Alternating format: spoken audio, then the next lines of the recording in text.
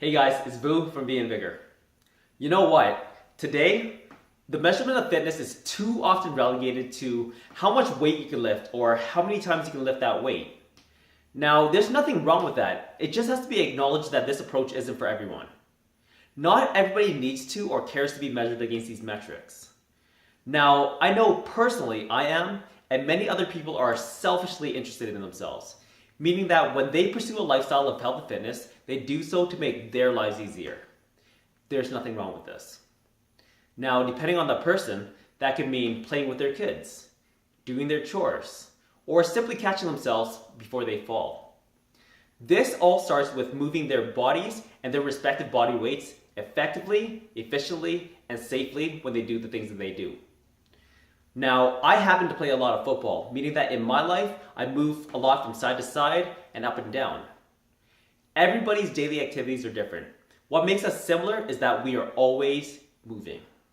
Functional training, or training that replicates or mimics your day-to-day movements, is not just a recommendation, guys.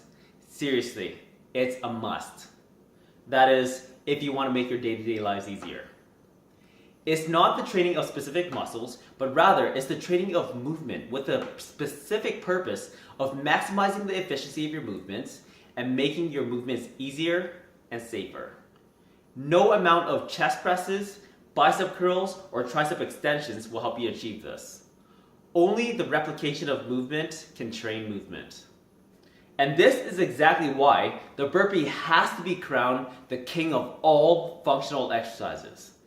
One single repetition is not just one movement, but a sequence of complex and functional movements that include the squat, the push-up, and the plank. It truly is a test or a measure of how well or how efficiently you move your own body weight and how well you use the different parts of your body cohesively as a unit as you move through multiple planes of motion. The true greatness of the burpee lies in the fact that it's not just a function of strength or cardiovascular endurance, which coincidentally is all that many of us who train. In fact, in order to execute the perfect burpee, you also need the flawless combination of stability, flexibility, mobility, coordination, reflexes, and agility. You also need the body space awareness to move yourself through multiple planes of motion, both gracefully and fluidly, and in a controlled and safe manner. To put all of this into perspective, I want to break down or deconstruct the burpee into 5 smaller movements. The first movement in a burpee involves a transition from neutral stance into deep squat. There is a huge potential to ruin the mechanics of the burpee right out of the gate. To do it correctly, you want to sink into a deep squat and place your hands firmly on the ground. However, what a lot of people do, maybe out of laziness, is rather than squat into the movement, they choose to round their backs into the movement. This is bad for your back. However, it can and should be corrected. It really is a matter of awareness.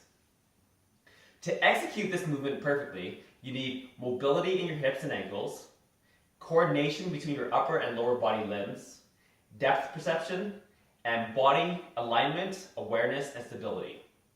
As you can see, I'm going to use the evolution to help my depth perception and my stability. I'm going to quickly show you a couple of repetitions so that you can see what it looks like.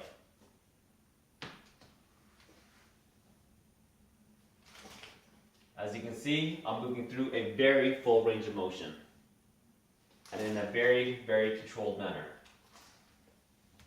The second movement is the transition between deep squat and full plank. Now, the movement itself truly doesn't get the credit it deserves. Whether you're stepping back or jumping back to full plank, it requires that you move your lower body with quickness and precision, and only agility can offer you that.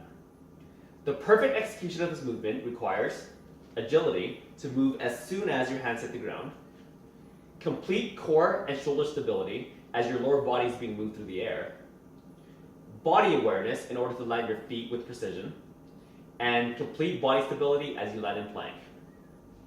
As you can see, I'm using the evolution to ensure that I have that core and shoulder stability as I move through the air, and it's going to help me move quickly and it's going to help me land softly with precision. Once again, I'm going to show you a couple movements so you see exactly what it looks like. Starting in deep squat with my hands on the ground, I'm going to explode and I'm going to land softly. Once again. Or you can step back. I'm gonna jump. The third movement is one that we're all familiar with. It's the transition from full plank into push-up. Whether you're starting from your knees or from your toes, the objective is the same. You want to move through a full range of motion, which will maximize the efficiency of the movement. You want to be sure to be in complete body alignment, making sure that your hips don't sag, and you also want to take note of your elbows, making sure that they track towards your toes instead of flaring outwards. This will protect your shoulders. The perfect execution of this movement involves reflexes, which allows you to move right into your push-up as soon as your toes hit the ground in plank, complete body stability, good shoulder mobility, and depth perception, which will allow you to move through that full range of motion. I'm going to use the evolution once again, which will support my body so that I have that complete body stability, but it's also going to remove any possible physical limitations, which will really promote that full range of motion. Once again, starting in full plank, in a controlled manner and with complete stability, I'm going to move through a very full range of motion.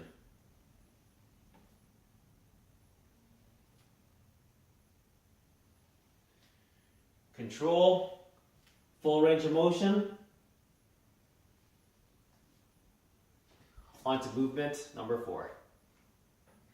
The fourth movement takes me full circle as I transition from push-up back into deep squat.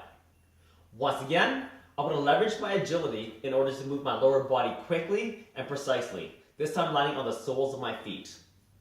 My goal is to land my feet exactly where they started when I first began my burpee.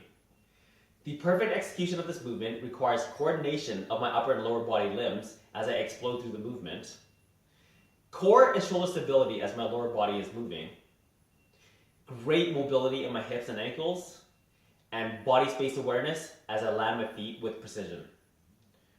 I'm going to use the evolution once again for body stability, but this time I'm also going to leverage the elasticity of resistance bands in order to help me explode through the movement. So, starting with a push-up, I'm going to explode and come back into deep squat. Push up and explode back into deep squat. The alternative, if you can't do that, is to do your push up and then step back. Okay? Push up and explode. Push up and step back. The fifth and final movement is the transition from deep squat back into neutral stance. It may not be as easy as it sounds though. At this point, fatigue should be kicking in and your orientation has been challenged as you move through all those planes of motion. So it might not be as easy as standing up. What's going to happen is you're going to transfer an enormous amount of power from your legs through your core and into your upper body. Perfect execution of this movement requires coordination between your lower and upper body as you transfer that power, and then the reflexes to begin your very next repetition right away. So, you're going to begin in deep squat, and you're going to power through. Transfer power from my legs into my core and then into my upper body. And then the reflexes to start your very next repetition. And there you have it. The burpee deconstructed into 5 smaller movements. Now that I've deconstructed the burpee and you know what the individual movements look like, I'm going to reconstruct them into one big fluid movement. I'm going to start by showing you a few slow repetitions, and then I'm really going to pick up the pace.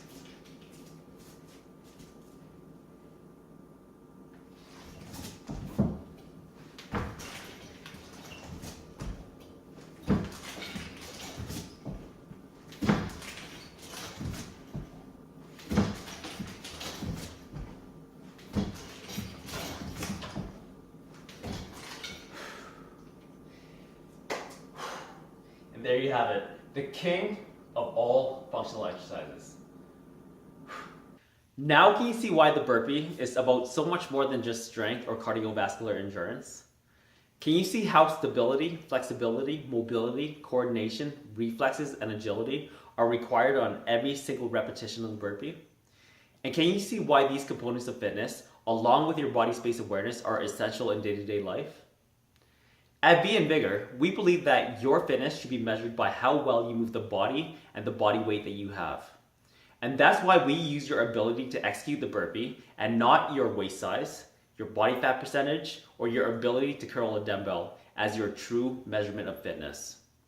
Stay tuned as we explain exactly what we mean by that. Exactly what we mean when we say we use your ability to execute burpees as your measurement of fit. Take care, guys.